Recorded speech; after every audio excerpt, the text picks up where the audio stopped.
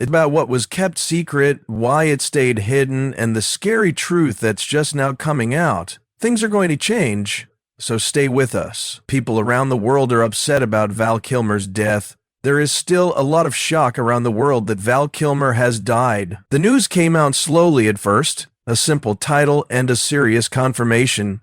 But within hours, tributes began to come in. Fans and other artists who had worked with him for a long time said goodbye to the man who could change into Jim Morrison at any time and fly as Iceman as well.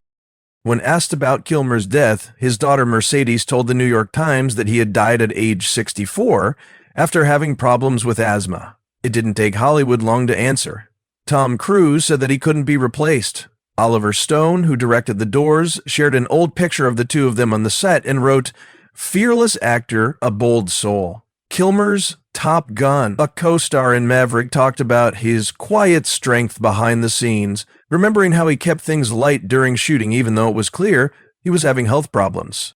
There was also a strange lack of sound in their tributes, as if there was more to say, but no one wanted to be the one to say it. The grief felt heavier than normal. But Val Kilmer was also one of the most mysterious stars in Hollywood. He was always bigger than life. People had been wondering about and worrying about his health over the years. No one was surprised that he was fighting throat cancer. He had talked about it in public even though he didn't want to. And fans could tell by how rarely he appeared and how his voice had changed. Even though he had difficulties, he was still determined to stay in touch with his fans, whether it was through documentaries, interviews, or his surprising comeback as Iceman and Top Gun Maverick. Many people saw that return as the end, like the curtain call. At first, Kilmer stood in front of Cruise and was quiet. He spoke more with his eyes than with words. It was moving, strong, and, looking back, maybe even a little predictable. It was taut. Now that the end is near, there's a strange gap between what people saw and what his closest friends and family probably knew. In the past few years, he had kept a low profile. It was only seen at carefully planned events. Back in 2019, he was seen in public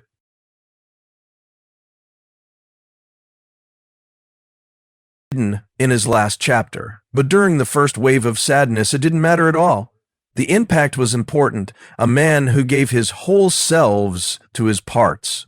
A dad to 2 kids, a person who lived through one of the worst illnesses you can imagine and still found a way to make art. People who had recently visited him started to talk and murmur that there might be more going on behind the scenes than what the public had been told. They said that the real reason for his decline wasn't just pneumonia, and that something didn't seem right. At first, it was easy to ignore those whispers. It was Val Kilmer, the comeback king, and the quiet fighter, after all. But it got harder to ignore as we dug deeper. That's when the scary part started to come out. A job that defined a whole generation. Val Kilmer was a force of nature before she got sick. And the story began. His shows were more than just pretty to look at. You felt them. It wasn't that he played roles, he became them. And the change that he went through was what made him unique. In a Western shootout, behind a fighter jet, or lost in the desert, Kilmer brought something to the role that most actors couldn't fake: depth. He didn't want to be famous. He was. In the 1980s, he started out as the good-looking jerk in Top Secret and Real Genius, roles that could have easily put him in the just a pretty face group. Kilmer didn't stay in that lane, though. By 1991, he was performing as Jim Morrison, and everyone in the business knew what they had on their hands. He did more than just act well. He was very scary. People really wondered where Kilmer ended and Morrison started because he put so much into that role. Even band members who were still alive said it gave them chills. After that came Tombstone. Kilmer's Doc Holliday didn't just take over scenes, he took over the whole movie. It was easy for him to do the lines, the drawl, and the unwavering stare. People began to call him one of the greats after that. This was the type of character who didn't always follow Hollywood's rules, but got the best lines. There was also Batman Forever. At the time, Kilmer was a controversial choice, but he looked even better in the Batsuit than anyone thought he would. It was hard to believe that he was real, even though the movie was a bright fever dream. People didn't like the movie, but they never said bad things about Kilmer's acting. It only showed how flexible he was. As a chameleon, he could play a criminal one minute and a superhero the next. But there was a catch. Kilmer was known for something. People kept telling him that he was hard to work with on set. Directors said he was fierce. Co-stars would sometimes call him moody. He said he was difficult to work with. But he never said sorry. He had faith in the work. That meant going the extra mile for himself or others. The phone still rang a lot, but not as much by the middle of the 2000s. The movie business moved on to new stars. Kilmer found himself in a strange place between things. When he got throat cancer, life threw him a curveball that he couldn't have planned. He did voice work, small roles, and independent films, but he didn't seem to be ready to play the lead part anymore. The report was very harsh. His voice changed after surgery. He was tired from treatment, but he wasn't done yet. He turned to technology and worked with an AI company to get his voice back so he could keep playing Maverick. He got to be in Top Gun, even if it was only for a short time. Fans thought that scene was more than just a surprise. It felt like a coming back to life and a goodbye. But Kilmer's eyes showed something real in that scene. He could have talked about how he felt without needing to. On the screen, you could see how hard his trip had been. When you thought about what he had been through to get there, it made the show even more powerful. A lot of people didn't know how far away he had become from Hollywood. It stopped him from going out in public. He did not do interviews late at night, and when he shared that Batman video, fans thought it meant he was still healthy enough to play. But that belief would be called into question soon. It gets easier to see Kilmer's job path as you go along it. He didn't want to be worshipped, he just wanted to be known. And that's exactly what took place. Still, when we look back at all of his work, one question stays with us. Was his last show the one he didn't want us to see? The next part of his story was something no one was ready for. The fight going on behind the scenes. In Hollywood, Val Kilmer played some of the toughest roles, but his own battle made even the most dramatic parts look easy. In 2015, reports began to spread about his health. He was seen with a tube in his throat. He had trouble speaking. His voice had become weaker after being strong before. Fans and media quickly asked the obvious question. Was Val Kilmer sick? In the end, the answer came, but it wasn't from him.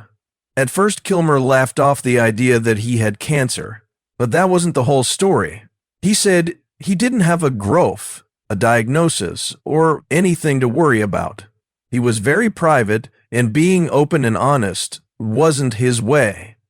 Not until 2017 did he finally say what many people had been thinking. He had a tracheotomy and was still healing after being told he had throat cancer. Fans were shocked by that news. It was Batman, Iceman, and Doc Holliday. Even though the thought of him being sick didn't seem real, it was true, and the truth was even worse than it seemed.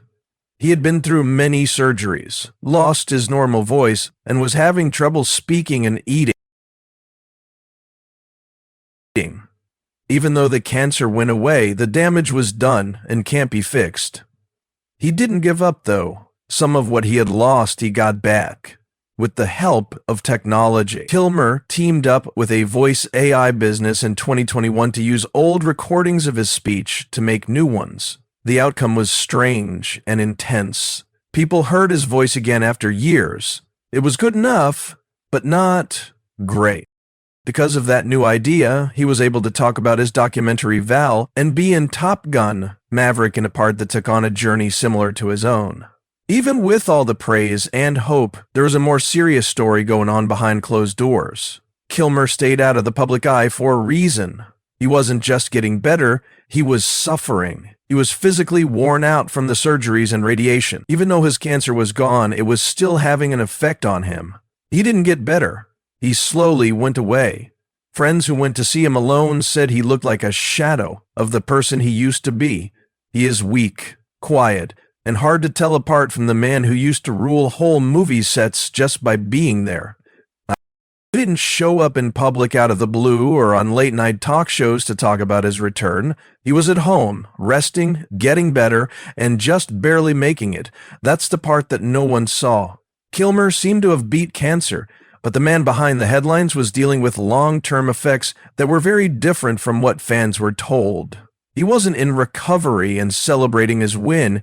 He was just about making it through each day. His family didn't talk about it much. Not many people spoke out in public. News came in through his documentary, the AI voice news, and the Maverick. The most important question is, what was going on behind closed doors? Early this year, Kilmer went back to the hospital, and there were already some worries that he might not make it home. And when his health got very bad in the last week, those who were closest to him rushed to be with him. But by that time, the story that the world knew had already been written. Pneumonia, calm, with loved ones nearby, end of story. Because it turned out to be a lot more complicated than that. The story starts to fall apart in the next chapter. Whisper and alerts. People who really knew Val Kilmer were already getting ready for what would happen before the official cause of death was made public. Not because they thought the end was coming, but because they knew it was coming.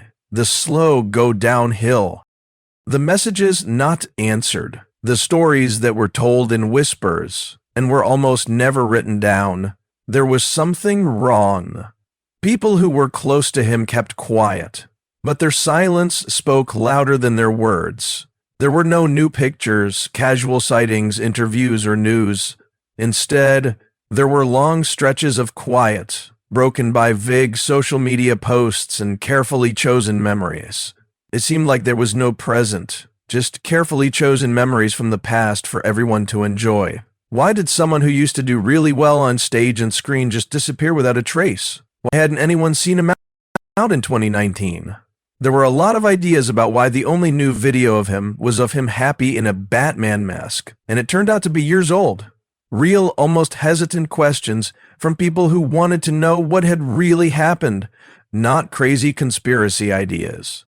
It wasn't the death itself that made people look twice. It was the story that went with it that was missing. What insiders said was a murder fact had soft edges around it. About how thin he had become and how unrecognizable he looked near the end. Those who did get to see him said it was not comforting but sad. Val was not at all the same person. Some people wondered if the pneumonia explanation was only part of the story, even though it was exactly correct. The flu doesn't always appear out of nowhere, it's sometimes the last blow. Not the real fight. For Kilmer, the real fight had been going on for a lot longer than anyone outside of his close friends and family knew. It had nothing to do with cancer. At least in terms of medicine, that chapter was over. But what came after, years of being tired, weak, and having treatment after treatment had slowly taken its toll. Fans were told a different story, though. The story that the public heard was clean, polished, and easy to understand. But behind closed doors, rumors were going around that his condition was much worse than what was reported, that he had been stuck in bed for years and had been able to do much, let alone film videos or pose for recent pictures. It's possible that these words were meant to stay secret, never fully proven or disproved, just quiet facts that only a few people hold and never say out loud. It might be out of respect, because he didn't want to change how people remembered him, maybe that too, but the silence during his last years had led to something that wasn't meant to happen. Do not trust. Not because people wanted to destroy his reputation, but because the carefully crafted story didn't match the facts that were slowly coming to light. The original story had been cut down to make it more interesting, but there was another one waiting behind that one. And in that story, Val Kilmer's last days weren't just sad. They were creepy. That story is the one that no one wanted to share up until now. Fresh proof. News stories didn't tell the truth. It did not come in the form of a medical report or a press statement. It came in pieces from people who were there, from things that weren't said, and finally, from the quiet details that are just now coming to light.